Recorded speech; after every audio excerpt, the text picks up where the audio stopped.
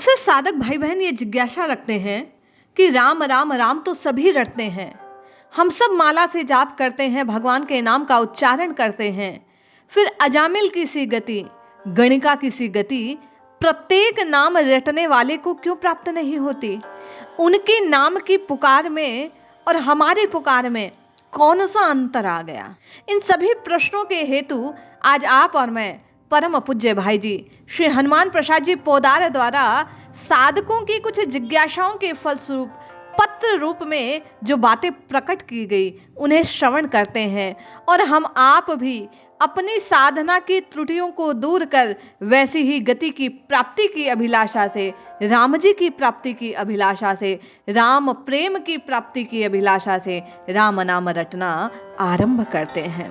भाई जी लिखते हैं, बिनु सतसंगन हरि कथा तेहि बिनु मोहन भाग, मोह गए बिनु राम पद होए न दृढ़ अनुराग। बोलो जय जय जय रघुनाथ। जय श्री हरि। पूज्य गुरुदेव के चरणों में बारंबार प्रणाम। सभी नामनष्ट साधकों को जय जय श्री सीताराम। पूज्य भाई जी पत्र के जवाब में लिखते हैं कि आपको प्यारे राम से मिलने की तड़फ है, ये बड़े सौभाग्य की बात है। मुझे तो उन्हें पाने की इस तड़फ से बढ़कर कोई और उपाय मालूम नहीं होता भाई, पर यह पढ़कर मुझे आश्चर्य ही होता है कि प्रियतम का ऐसा सच्चा अनुराग पाकर भी आप योगी गुरु का आश्रय लेना चाहते हैं। क्या वियोग से बढ़कर कोई योग है? योगिनी गोपियों से जो प्रियतम ने भेजे हुए योगी गुरु उद्धव को भी वियोगी बना दिया। हठ योग या राजयोग तो प्रेम शून्य साधकों के लिए है। प्यारे श्याम सुंदर की गीता में प्यारे श्रद्धालु भक्तों को योगी से बढ़कर बतलाते हैं। आप और मैं इस बात को समझने का प्रयास करें कि समस्त साधनों से राम नाम को, कृष्ण नाम को, हरि नाम की पुकार को अधिक महत्वपूर्ण क्यों माना है। ये पुकार करते करते आपके और मेरे हृदय में एक ऐसी तड़फ उत्पन्न होती है और वही वियोग की भावना, वही तड़फ, वही भाव आपको और मुझे उस स्थिति में ले जाता है कि एक बार पुकारा गया नाम राम जी को, प्यारे श्याम सुंदर को आपके और मेरे नजदीक ले आता है। पूज्य भाई जी लिखते हैं, समस्त योगियों में भी मैं उसी को सबसे बड़ा मानता हूँ जो मुझ में मन लगाकर श्रद्धा पूर्वक मेरा भजन करता है, ऐसा भगवान ने गीता में कहा।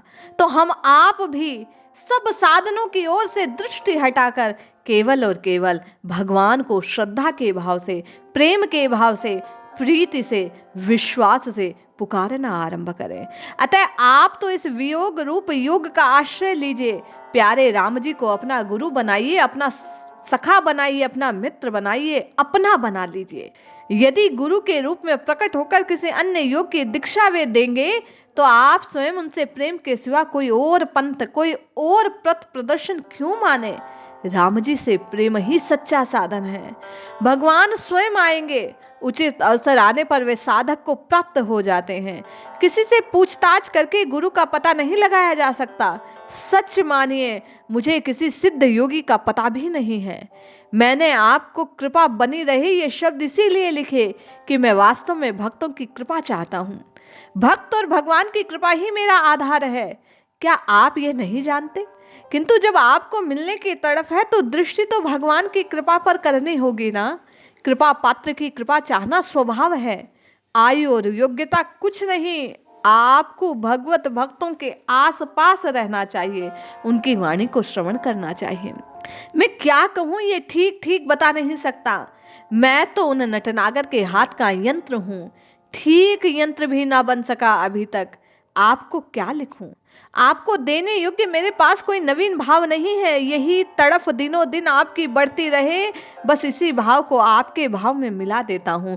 भगवान से प्रार्थना करता हूँ कि भगवान को पाने की तड़फ हर एक साधक में हो जाए।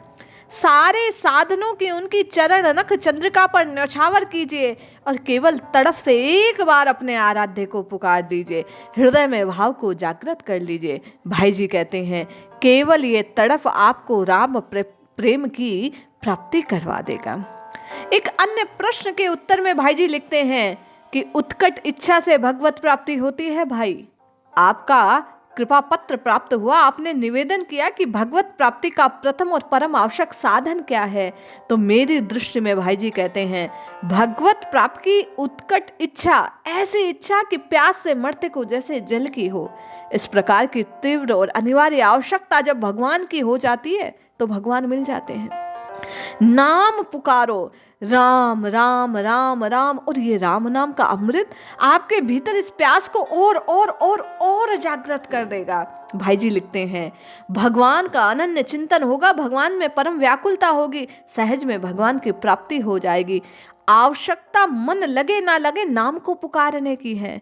भगवान किसी कर्म के फल से नहीं मिलते, वे तो प्रबल और उत्कट इच्छा से मिलने वाले हैं। ऐसी इच्छा होने पर अपने आप सारे कर्म अनुकूल हो जाते हैं। उसकी प्रत्येक चेष्टा भक्ति बन जाती है। यज्ञ, दान, तप आदि शास्त्रीय खाना पीना, सोना, उठना, बैठना, कमाना, अरे सब कुछ भगवान हो जाते हैं। लौकिक कार्य भी भगवान के प्रेम में भगवान के कार्य बन जाते हैं। आप चाहे जो करें, सिमट कर अपने प्रेम को राम जी के चरणों में अर्पित कर दें।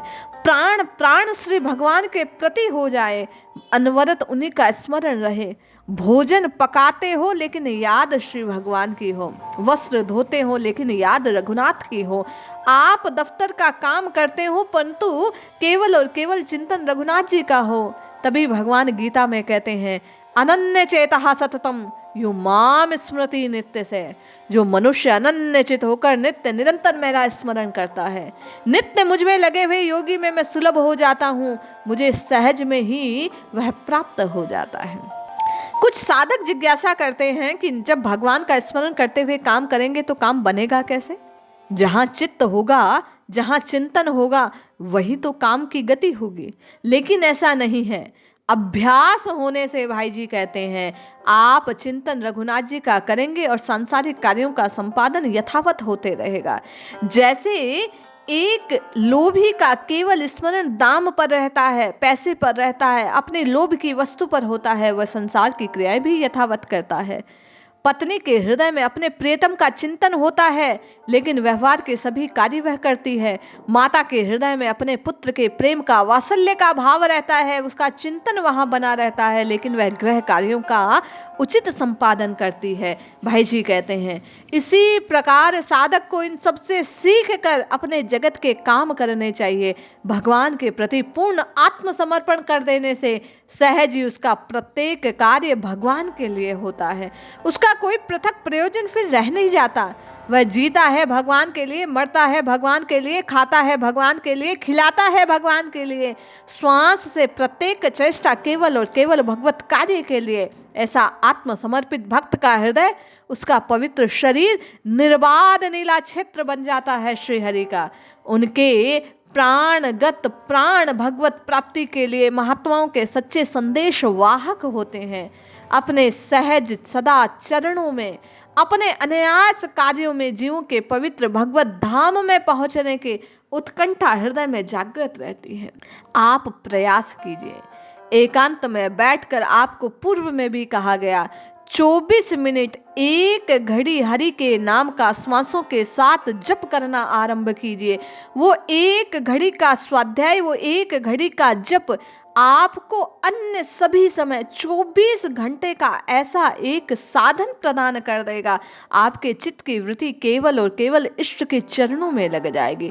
अपने लिए आवश्यक कार्य पूछा तो सबसे बढ़कर कार्य यही है कि मेरे और प्रत्येक मनुष्य के लिए, मानव जीवन के लिए परम लक्ष्य भगवत प्राप्ति की ओर सावधानी से प्रत्येक साधक अपनी साधना में लीन रहे। मैं और आप नित्य निरंतर राम राम राम राम राम पुकारते रहे। आप और मैं अजामिल से, आप और मैं गणिका से, आप और मैं ध्रुव प्रहलाद से प्रेमी बन जाएं।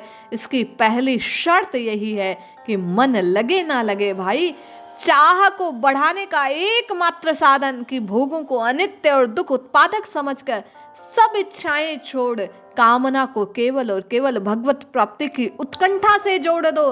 निश्चित जानो ऐसा करने से राम जी की प्राप्ति होगी। सच्ची चाह का स्वरूप फिर चाहिए हुई वस्तु से पाना कठिन। सच्ची चाह राम जी से जोड़ दो, खाना पीना सोना बैठना सब भार राम जी को सौंप दो। जैसा संत कहते हैं, हमारे हैं श्री रघुनंदन, हमें किस बात की चिंता। सच्ची चाह निष्काम होनी चाहिए, मैं भगवान का, भगवान मेरे हैं, ये बात हृदय में बार बार पुष्ट होनी चाहिए। जब याद आ जाए, जब भाव जग जाए, जब चेतना आ जाए, जोरदार पुकार कीजिए कि हे नाथ, मैं आपका हूं, आप मेरे हैं। निरंतर ध्यान के लिए निरंतर ध्यान की जरूरत है। काम और ध्यान दोनों है, दोनों एक साथ रहेंगे, दोनों बातें रहेगी। लेकिन जब तक आप और मैं सतर्क होकर नहीं रहेंगे तो काम आपका और मेरा ध्यान बन नहीं पाएगा। यथा संभव जितना अधिक हो राम राम राम राम रटना लगाना आरंभ करो, नाम जप करो, चिंतन करो।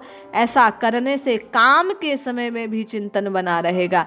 सोते समय जप और ध्यान कैसे हो ये आपने जिज्ञासा रखी तो निद्रा और जप एक काल में नहीं हो सकते। लेकिन वृत्ति में लीन होने से पूर्व बिस्तर पर लेटे लेटे कुछ समय के लिए अपने इष्ट के नाम को मन ही मन मानसिक जप में पुकारते रहो। तो जप ध्यान करते करते सोओगे तो तंद्रा में वही चीजें बनी रहेगी, निद्रा के समय में भी वही भान बना रहेगा। जागोगे तो पुनः प्रयास पूर्वक सतर्कता पूर्वक जप और ध्यान से अपने सुबह का, अपने सवेरे का आरंभ करो। वृत्ति उसी में लीन हो जाएगी। 21 दिन तक ऐसा अभ्यास करने से आपकी आदत में यह बात आ जाएगी। फिर सोना और जागना राम जी की याद के साथ होएगा। आप जप में लीन हो जाएंगे। साधन में सहायता सभी चाहते हैं, लेकिन एक बार शंका का त्याग कर राम राम राम राम पुकारना आरंभ करो, स्वतः राम जी सहायक बन जाएंगे। ये राम नाम की रटना आपका मार्गदर्शक बन जाएगी। आपको स्वयं हृदय में इस भाव की उत्पत्ति होगी कि कैसे रटूं, कैसे पुकारूं। हृदय में आपके भाव उत्पन्न होगा, वाणी गदगद होगी, स्वर भीगा हुआ, आंसू नेत्रों से अविरल बहने लगेंगे। वे राम जी सतत याद आएंगे। आवश्यकता सच्ची चाह की, उत्कंठा की केवल और केवल सब ओर से दृष्टि हटा राम जी के चरणों में दृष्टि लगाने की है। इसलिए जपो, रटो, मन का बहाना ना बना, मन लगे ना लगे राम नाम पुकारना आरंभ करो, निश्चित लाभ होगा। जय श्री हरि।